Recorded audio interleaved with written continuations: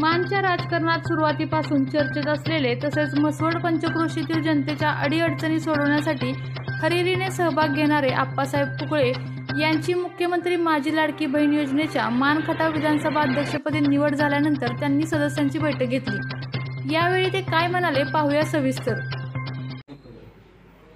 आज मुख्यमंत्री माझी लाडकी बहीण या योजनेअंतर्गत तालुकास्तरीय समितीच्या उपस्थितीत सर्व सदस्यांच्या उपस्थितीत मीटिंग पार पडली।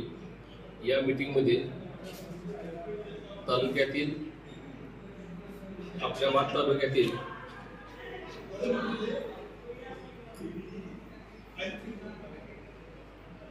एकूण अर्ज 35,005 प्राप्त झाले होते। त्यापैकी 33,804 ही मंजूर झालेली आहे लाभार्थी आणि 1156 काही त्रुटीमुळे आपण त्यांना रिपोर्ट आपला विषय त्यांचा तात्पुरता थांबलेला ते सुद्धा आपण त्याची कागदपत्र कृपया घेऊन आपण ते अप्रूव्ह करायला सांगितले। वास्तविक पाहता या मुख्यमंत्री माझी लाडकी बहीण योजनेत प्रथम मी या मानखटाव विधानसभा मतदारसंघाचे आमदार माननीय जयकुमार गोरेभाऊ यांचं आभार मानतो कशासाठी की प्रत्येक जिल्ह्याला किंवा प्रत्येक विधानसभा मतदारसंघात स्वतः स्थानिक आमदार या कमिटीचे पदसिद्ध अध्यक्ष आहेत, पण त्यांनी माझ्यासारख्या सर्वसामान्य कार्यकर्त्याला या पदावर काम करण्याची संधी दिली।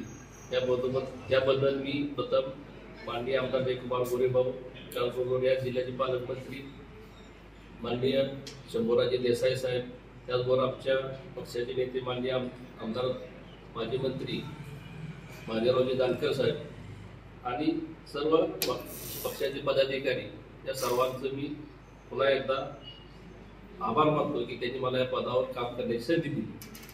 आणि इथून पुढे सुद्धा या बैठकीमध्ये समितीत मी सर्व सदस्यांना सूचना केल्या की आपल्या या मतदारसंघातील या योजनेपासून कोणीही या लाभात वंचित राहता कामा नये। ज्या काही त्रुटी तांत्रिक अडचणी असणार आहेत त्या सर्व्हरच्या, आधार कार्डच्या, पॅन कार्डचा किंवा बँकेचा, तर बँकेला सुद्धा आताच आदेश दिलेत की 0 बॅलन्सला आपण अकाउंट ओपन करून सर्वांना समाविष्ट करून घेण्यासाठी आपण सर्वांनी एकजुटीने प्रयत्न करूया। आपल्या तालुक्यातील जिल्ह्यातील बातम्या सर्वप्रथम पाहण्यासाठी आजच सातारा न्यूजला YouTube चॅनलवर सबस्क्राइब करा, लाईक करा, शेअर करा आणि बेल आयकॉन प्रेस करायला विसरू नका।